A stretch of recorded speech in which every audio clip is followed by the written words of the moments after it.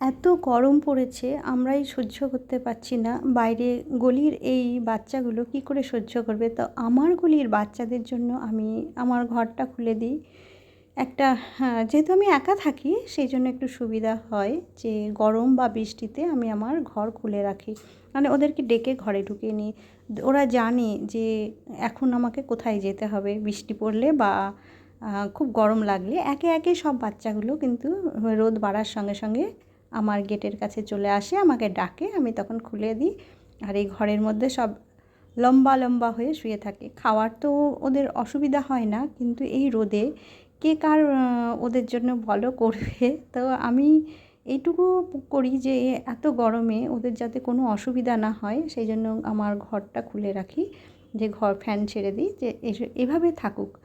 আর আমার ভিডিও করার উদ্দেশ্য হচ্ছে ছোট ছোট বাচ্চাদেরকে ভালোবাসা শেখানো। আমার বাড়িতে যে ছোট ছোট বাচ্চা আসে অবশ্যই ভিডিওর মাধ্যমে তুলে ধরবো, যে ছোট ছোট বাচ্চাদের মধ্যে যদি আমি ভালোবাসাটা দিয়ে দিতে পারি তাহলে ভবিষ্যতে ওরা অনেক অনেক বাচ্চাদেরকে ভালোবাসবে।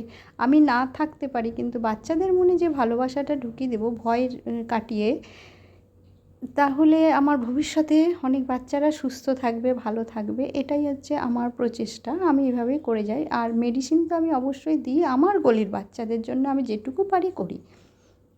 তাদের যদি কিছু অসুবিধা হয় আমি থাকতে ওদের অসুবিধা একদমই হতে দিই না। আর তোমাদের সঙ্গে একটা জিনিস শেয়ার করছি, আমার যে এই ভিডিওর মাধ্যমে একে ক্রিয়েশন ইউটিউব চ্যানেল যে আছে, তোমরা যদি মনে করো অবশ্যই একে ক্রিয়েশন ইউটিউব চ্যানেল দেখতে পারো। খুব সুন্দর একটু ইউটিউব চ্যানেল যেখানে আমি কিছু করি, তোমাদের যদি ভালো লাগে অবশ্যই যেও।